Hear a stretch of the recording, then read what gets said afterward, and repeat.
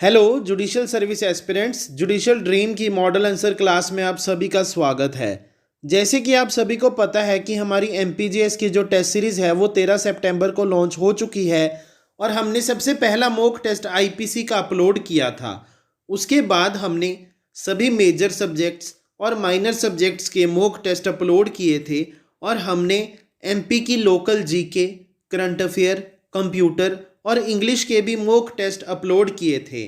और हमने एमपी के लोकल एक्ट्स के भी मॉक टेस्ट अपलोड किए हैं। इसके अलावा हमने सभी सब्जेक्ट्स के 3 combined full syllabus mock test भी अपलोड किए हैं।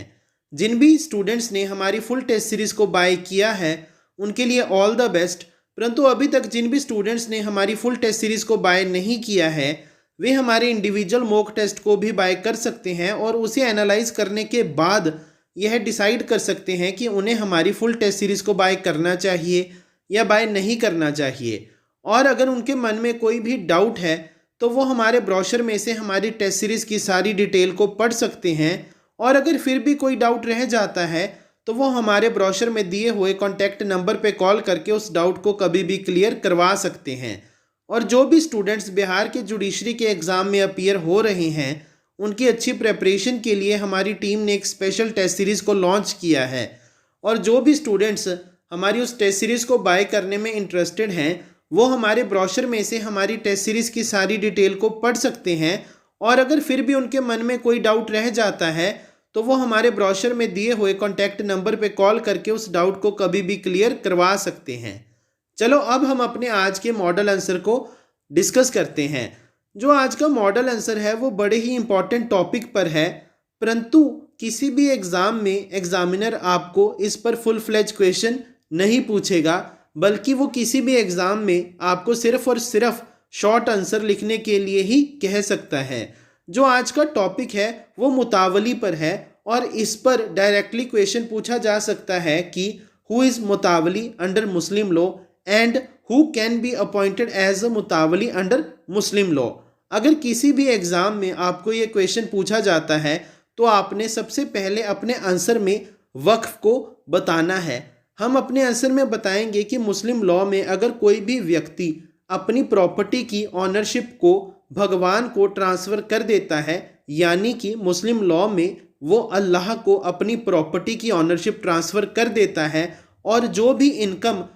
उस प्रॉपर्टी से डिराइव होती है वो for the welfare of human being के लिए यूज़ करता है, तो उसे हम वक्फ कहते हैं। बेसिकली मुस्लिम लॉ में वक्फ का मतलब यह है कि एक मुस्लिम व्यक्ति अपनी प्रॉपर्टी की ऑनरशिप भगवान को ट्रांसफ़र कर देता है और उसकी जो भी इनकम है वो रिलीजियस या फिर चैरिटेबल पर्पस के लिए यूज़ करता है। जब वह अपनी प्रॉपर्टी की ऑनरशिप को ट्रांसफ़र कर देता है तो उसके बाद वो उस प्रॉपर्टी की मैनेजमेंट के लिए एक व्यक्ति को अपॉइंट करता है और उस व्यक्ति को हम मुतावली कहते हैं। सो बेसिकली मुस्लिम लॉ के अकॉर्डिंग मुतावली सिर्फ और सिर्फ एक मैनेजर होता है जो कि उस वक्फ की प्रॉपर्टी की देखभाल करता है।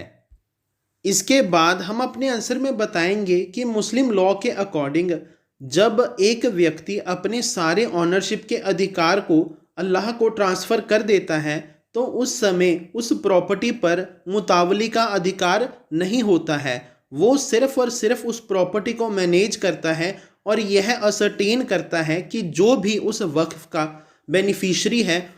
उसे उस वक्फ की इनकम से पूरी एडवांटेज मिल रही है। बेसिकली इसका मतलब यह है कि वो यह डिटरमाइन करता है कि जिस पर्पस के लिए वक्फ को क्रिएट किया गया है वह इनकम उसी पर्पस के लिए यूज़ की जा रही है, वो वाकिफ़ की डिज़ायर के अकॉर्डिंग ही यूज़ की जा रही है। जो एक मुतावली होता है वो ट्रस्टी नहीं होता है बल्कि सिर्फ और सिर्फ मैनेजर होता है और उसके पास ही प्रॉपर्टी का कंट्रोल होता है।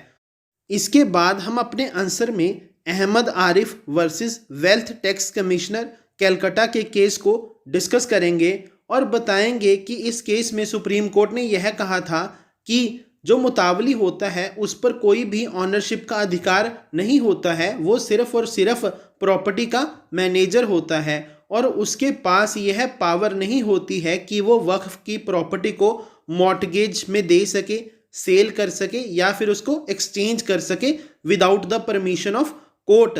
और अगर वो कोर्ट की परमिशन नहीं लेता है, परंतु जिस व्यक्ति ने इस वक्फ को क्रिएट किया है वो इस डीड में यह लिख देता है कि जो मुतावली है उसके पास यह सभी अधिकार है, तो ही वो उस प्रॉपर्टी को मॉर्टगेज में दे सकता है, उसको सेल कर सकता है या फिर एक्सचेंज कर सकता है। परंतु अगर वक्फ डीड में ऐसा कुछ भी नहीं लिखा होता है तो वो without the permission of court मुतावली ऐसा कुछ नहीं कर सकता है। इसके बाद हम अपने आंसर में बताएंगे कि मुतावली कौन हो सकता है। मुस्लिम लॉ के अकॉर्डिंग कोई भी व्यक्ति जो साउंड माइंड का है और जो मेजर है और जो भी वक्फ के फंक्शंस हैं वो उनको परफॉर्म कर सकता है, वो व्यक्ति मुस्लिम लॉ के अकॉर्डिंग मुतावली हो सकता है। इसके अलावा मुस्लिम लॉ में कोई भी मेल या फिर फीमेल भी मुतावली हो सकती है, और यहाँ तक कि अगर कोई भी व्यक्ति मुस्लिम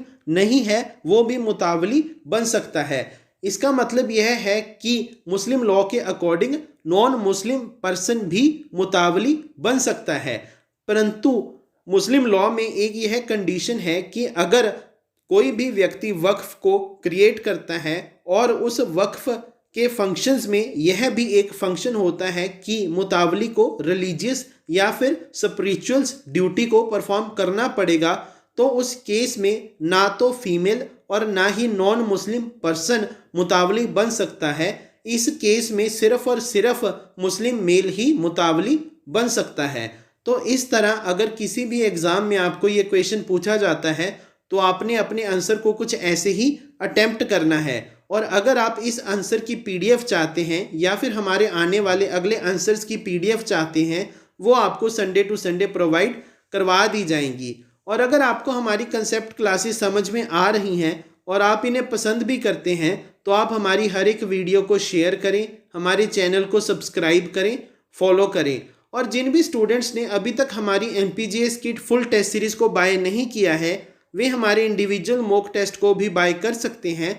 और उसे एनालाइज करने के बाद यह डिसाइड कर सकते हैं कि उन्हें हमारी फुल टेस्ट सीरीज़ को बाय करना चाहिए या बाय नहीं करना चाहिए। और अगर उनके मन में कोई भी डाउट है तो वो हमारे ब्रोशर में से हमारी टेस्ट सीरीज़ की सारी डिटेल को पढ़ सकते हैं। और अगर फिर भी कोई डाउट रह जाता है तो वो हमारे ब्रोशर में दिए हुए कॉन्टैक्ट नंबर पे कॉल करके उस डाउट को कभी भी क्लियर करवा सकते हैं। और जो भी स्टूडेंट्स बिहार की जुडिशरी के एग्ज़ाम में अपीयर हो रहे हैं और वो हमारी टेस्ट सीरीज़ को बाय करने में इंटरेस्टेड हैं, वो भी हमारे ब्रोशर में से हमारी टेस्ट सीरीज़ की सारी डिटेल को पढ़ सकते हैं। और अगर फिर भी उनके मन में कोई डाउट रह जाता है तो वो हमारे ब्रोशर में दिए हुए कॉन्टैक्ट नंबर पे कॉल करके उस डाउट को कभी भी क्लियर करवा सकते हैं। Thank you.